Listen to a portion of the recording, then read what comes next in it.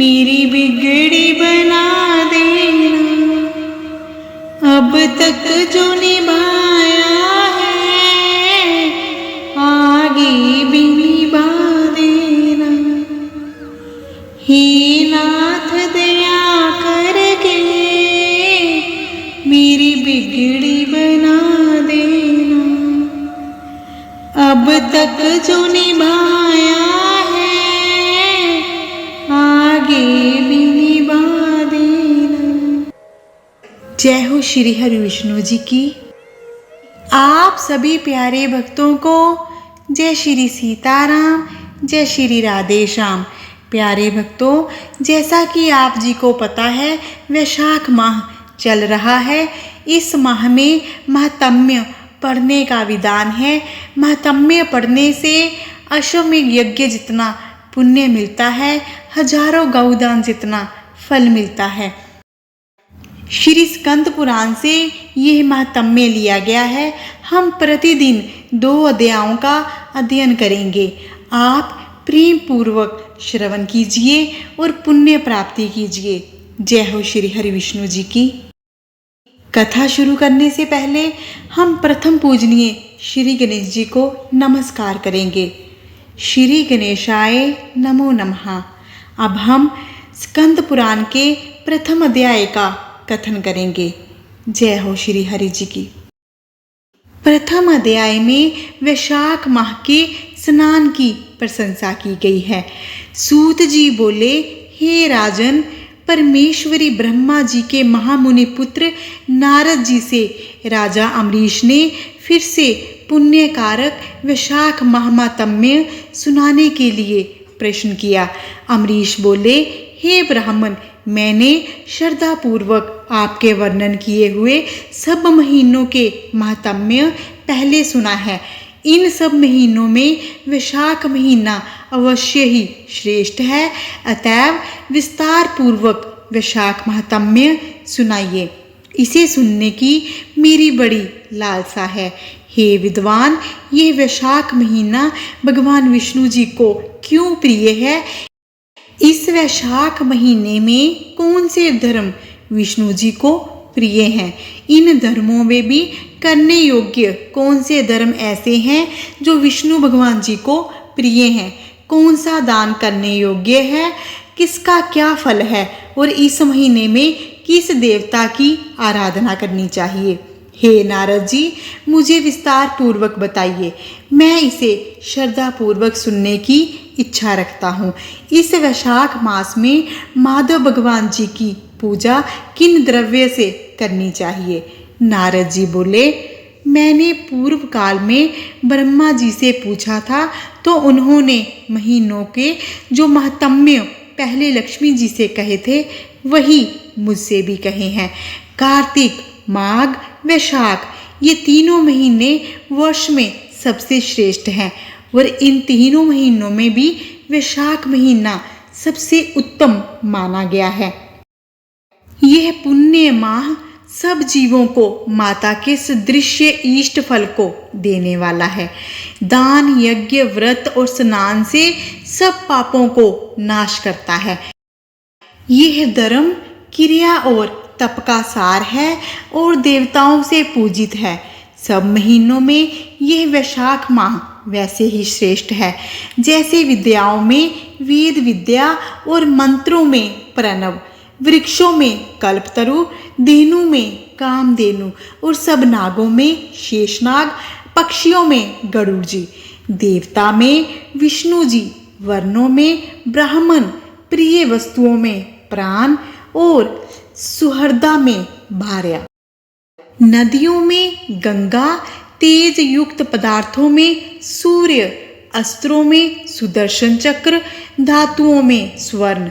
जिस प्रकार वैष्णव में महादेव जी और रत्नों में कौस्तुभ मणि, उसी प्रकार धर्म में निमित्त सब महीनों में वैशाख माह सबसे उत्तम है।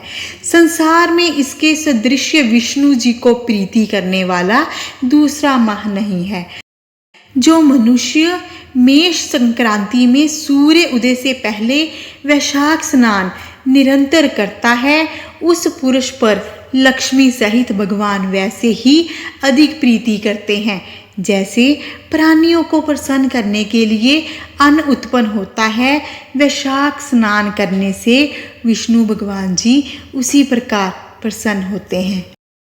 विष्णु भगवान जी वैशाख स्नान में निरत मनुष्यों को देखकर प्रसन्न होते हैं।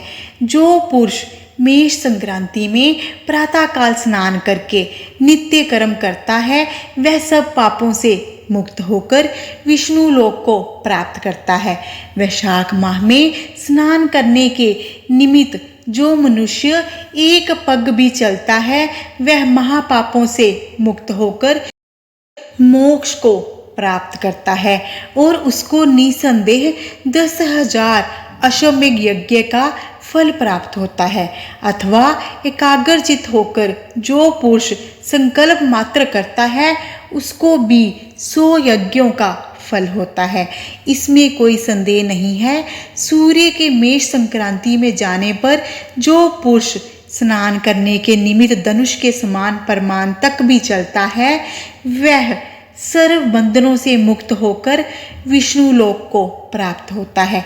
ब्रह्मांड के अंतर्गत तीनों लोकों में जो तीर्थ है, यम की आज्ञा से लिखे हुए पाप तब तक गरजते हैं जब तक प्राणी वैशाख महीने में जल से स्नान नहीं करता है।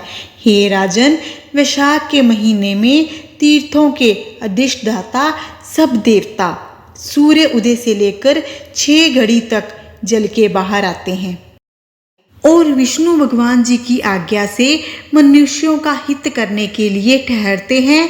और जो पुरुष उस समय तक स्नान करने के निमित्त नहीं आते उनको दारुण शाप देकर अपने अपने स्थानों को चले जाते हैं। अतः हे राजेंद्र, इस समय स्नान करना परम आवश्यक है। इस प्रकार स्कंद पुराण के वैशाख महात्म्य में नारद जी और अमरीश जी वैशाख स्नान की प्रशंसा करते हैं। प्रथम अध्याय समाप्त हुआ। जय श्री हरि। वैशाख महात्म्य स्कंद पुराण अध्याय दूसरा शुरू करते हैं। इस अध्याय में वैशाख माह में विविध वस्तुओं के दान का महत्व और वैशाख स्नान के नियम बताए गए हैं। नारद जी कहते हैं, वैशाख माह में धूप से तपे और थके मांदे ब्राह्मणों को श्रमनाशक सुखद पलंग देकर मनुष्य कभी जन्म मृत्यु आदि के क्लेशों से कष्ट नहीं पाता।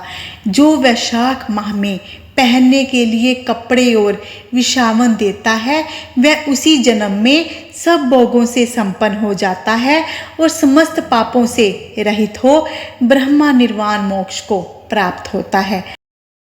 जो तिनकी की बनी या अन्य खजूर आदि के पत्तों की बनी हुई चटाई दान करता है उसकी उस चटाई पर साक्षात भगवान विष्णु जी शयन करते हैं। चटाई देने वाला बैठने और बिछाने आदि में सब ओर से सुखी रहता है। जो सोने के लिए चटाई और कंबल देता है वह उतने ही मात्र से मुक्त हो जाता है। निद्रा से दुख का नाश होता है, निद्रा से थकावट दूर होती है और वह निद्रा चटाई पर सोने वाले को सुखपूर्वक आ जाती है।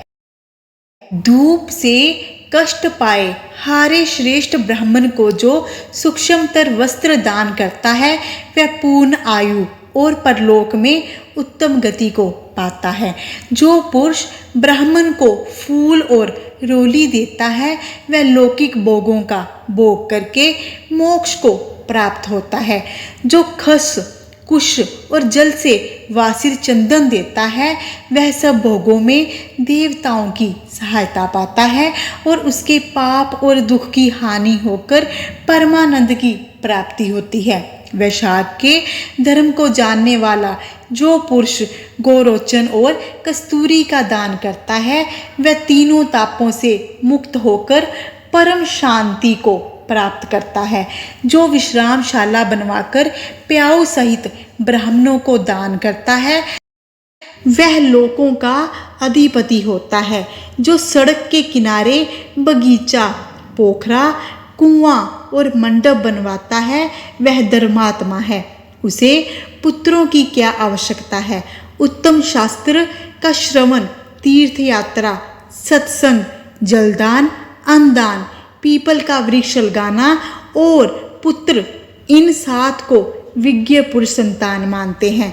जो वैशाख मास में तापनाशक तकर दान करता है वह इस पृथ्वी पर विद्वान और धनवान होता है। धूप के समय मट्ठे के समान कोई दान नहीं, इसलिए रास्ते के थके मांदे ब्राह्मण को मट्ठा देना चाहिए। जो वैशाख मास में धूप की शांति के लिए दही और चीनी दान करता है और विष्णु प्रिय वैशाख माह में जो स्वच्छ चावल देता है वह पूर्ण आयु और संपूर्ण यज्ञों का फल पाता है। जो पुरुष ब्राह्मणों के लिए गोघृत अर्पण करता है वह अश्वमेध यज्ञ का फल पाकर विष्णु लोक में आनंद का अनुभव करता है। जो दिन के ताप की शांति के लिए सायंकाल में ब्राह्मण को ऊख दान करता है उसको अक्षय पुण्य प्राप्त होता है। जो वैशाख माह में शाम को ब्राह्मण के लिए फल और शरबत देता है उससे उसके पितरों को निश्चित ही अमृतपान का अवसर मिलता है। जो वैशाख के महीने में पके हुए आम के फल के साथ शरबत देता है उसके सारे पाप निश्चित ही नष्ट हो जाते हैं।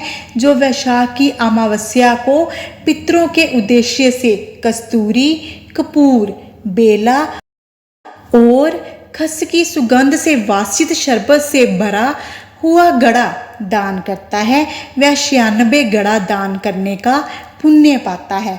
वैशाख में तेल लगाना, दिन में सोना, कांसे के पात्र में भोजन करना, खाट पर सोना, घर में नहाना, निषिद्ध पदार्थ खाना, दोबारा भोजन करना, रात में खाना, ये 8 बातें त्याग देनी चाहिए।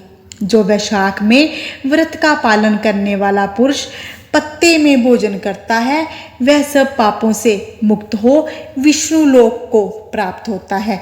जो विष्णु भक्त पुरुष वैशाख मास में नदी स्नान करता है वह 3 जन्मों के पाप से निश्चित ही मुक्त हो जाता है।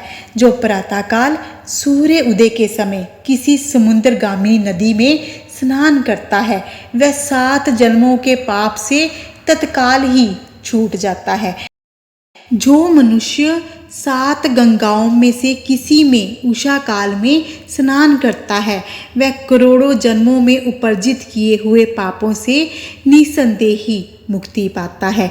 गंगा, वृद्ध गंगा, कालिंदी, सरस्वती, कावेरी, नर्मदा और वेनी, ये 7 गंगाएं कही गई हैं। वैशाख माह आने पर जो प्रातःकाल बावलियों में स्नान करता है उसके महापातकों का नाश हो जाता है। कंद, मूल, फल, शाक, नमक, गुड़, बेर, पत्र, जल और तकर जो भी वैशाख में दिया जाए पुण्य फल दाता है। जो दान से हीन है वह निर्धन है। अतः सुख की इच्छा रखने वाले पुरुष को वैशाख माह में अवश्य दान करना चाहिए। सूर्य देव के मेष राशि में स्थित होने पर भगवान विष्णु जी के उद्देश्य से अवश्य प्रातःकाल स्नान करके भगवान विष्णु जी की पूजा करनी चाहिए। कोई महीरथ नामक एक राजा था जो कामनाओं में आसक्त और अजितेंद्रिय था। वह केवल वैशाख स्नान के सुयोग्य से ही बैकुंठ धाम को प्राप्त हुआ। वैशाख माह के देवता भगवान मधुसूदन हैं, अतः वह सफल माह है। वैशाख माह में भगवान जी की प्रार्थना का मंत्र इस प्रकार है। मधुसूदन देवेश वैशाखे मेषगे रवो प्रातः स्नानम करिष्यामि निर्विघ्नं कुरु माधव। हे मधुसूदन, हे देवेश्वर माधव, मैं मेष राशि में सूर्य के स्थित होने पर वैशाख माह में प्रातः स्नान करूंगा, आप इसे निर्विघ्न पूर्ण कीजिए। स्नान करने के पश्चात अर्घ देकर फिर वस्त्रों को पहनकर संध्या तर्पण आदि सब कर्मों को पूरा करके वैशाख माह में विकसित होने वाले पुष्पों से भगवान विष्णु जी की पूजा करें। उसके बाद वैशाख माह के महात्म्यों को सूचित करने वाली भगवान विष्णु जी की कथा सुने। ऐसा करने से कोटि जन्मों के पापों से मुक्त होकर मनुष्य मोक्ष को प्राप्त होता है। यह शरीर अपने अधीन है, जल भी अपने अधीन ही है, साथ ही अपनी जीवा भी अपने वश में है। अतः इस स्वाधीन शरीर से स्वाधीन जल में स्नान करके स्वाधीन जीवा से हरि नाम का जाप करें। जो वैशाख माह में तुलसी दल से भगवान विष्णु जी की पूजा करता है वह मृत्यु उपरांत विष्णु लोक को प्राप्त होता है। अनेक प्रकार के भक्ति मार्ग से भांति भांति के व्रतों द्वारा भगवान विष्णु जी की सेवा और उनके सगुण या निर्गुण स्वरूप का चित्त से ध्यान करना चाहिए। स्कंद पुराण महात्म्य का अध्याय 2 समाप्त हुआ। जय श्री हरि विष्णु जी की।